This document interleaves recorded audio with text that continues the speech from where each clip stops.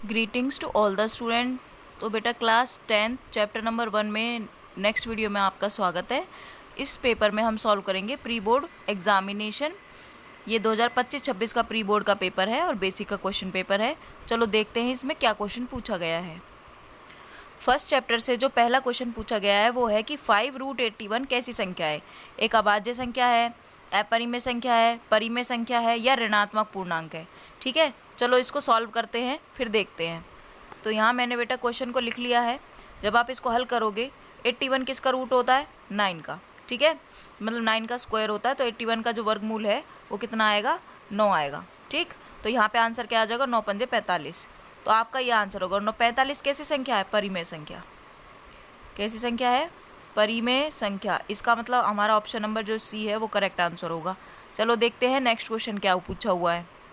देखो next question है 2 marks में पूछा हुआ है, अथवा है दोनों के बीच में। दोनों को सॉल्व करके देखेंगे, ध्यान से समझेंगे। कि जांच कीजिए कि क्या किसी प्राकृतिक संख्या n के लिए 12 की पावर n अंक 0 पर समाप्त हो सकती है। ठीक है, ये जांच करना है हमें, और अगली बारी में हमें प्रूव करना है कि यह अभाज्य संख्या है कि भाज्य संख्या है। चलो देखते हैं।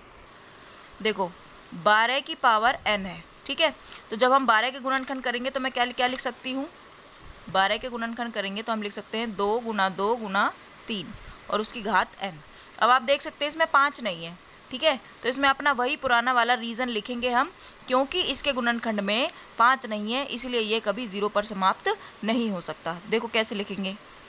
तो यहाँ मैंने आंसर लिख लिया है, क्योंकि इसके गुणनखंड 2 और 3 है, इसलिए 12 की पावर n कभी भी 0 पर समाप्त नहीं होगा।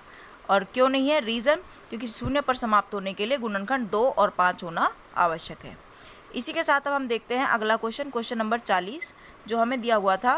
क्वेश्चन में लिखा हुआ था 2 गुना 2 गुना 3 गुना 3 गुना 3 गुना 7 गुना 11 प्लस में 51। अब ध्यान देंगे, जहाँ से जहाँ तक गुना है वो पूरी एक संख्या है और 51 एक संख्या है। एक क्वेश्चन और करवाया था मैंने जहाँ पर यहाँ 76 था। तो अब आप देख सकते हैं 51 में और इसमें कुछ भी कॉमन नहीं है, तो हमें क्या करना पड़ेगा, पहले 51 के गुणनखंड करो। ठीक है, 51 के गुणनखंड करेंगे तब हम इसको सॉल्व करेंगे। तो इसको 3 से भाग करेंगे तो कितने पे जाएगा, 3 एकम 3, 3 सत्ते 21, तो ये चला गया 17 पे। ठीक है, यानी आपके पास ये क्या हो जाएगा, 2 गुना 2 गुना 3 गुना 3 गुना 3 गुना 7 गुना 11, ये अलग है। ठीक है, प्लस 3 गुना 17।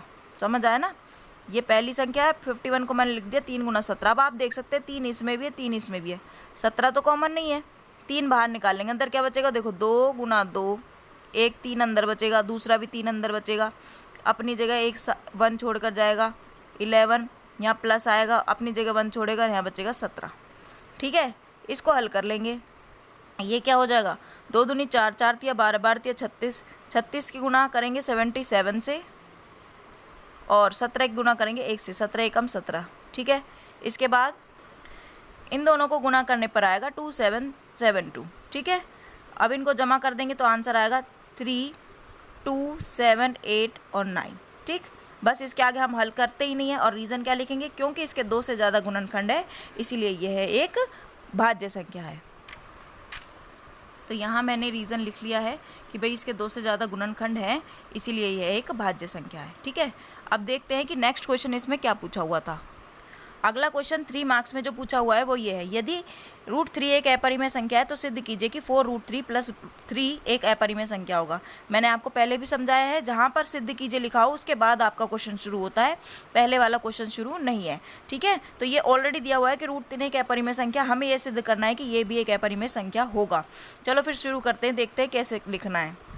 देखो यहाँ मैंने थोड़ी सी स्टेटमेंट लिख दी है कि माना 4√3 + 3 एक परिमेय संख्या है। अगर ये एक परिमेय संख्या है तो इस तरीके से लिखा जा सकता है। यहाँ पर a और b कैसी संख्याएं हैं, सह अभाज्य संख्याएं हैं। ठीक है, अब हम इसको हल करेंगे। 4√3 है, ये प्लस का 3 था, जब राइट हैंड साइड पे जाएगा तो कैसा 3 हो जाएगा, माइनस का 3। ठीक है, अब बचा 4 के √3 के मल्टीप्लाई में 4, तो अब हम क्या करते हैं, a/b -3 डिवाइड बाय 4, पूरे के नीचे 4 लिख देंगे, बस हो गया हमारा क्वेश्चन सॉल्व। अब यहाँ लिखेंगे कि भाई लेफ्ट वाला तो अपरिमेय संख्या है, क्वेश्चन में दिया हुआ था। ठीक है, और जो राइट वाला है वो कैसी संख्या है, परिमेय संख्या है। ज़्यादा फालतू सॉल्व करने की ज़रूरत नहीं है, ये दोनों बराबर नहीं है। और अगर ये बराबर नहीं है तो यहाँ लिखेंगे यह विरोधाभास है, यह विरोधाभास है, हमारी कल्पना गलत थी,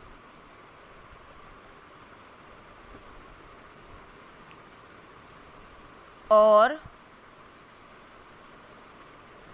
4√3 + 3 एक अपरिमेय संख्या है। ठीक है, जल्दी लिखने के चक्कर में राइटिंग थोड़ी ऐसी आ रही है, बट कोई नहीं, आप मैनेज कर लेना।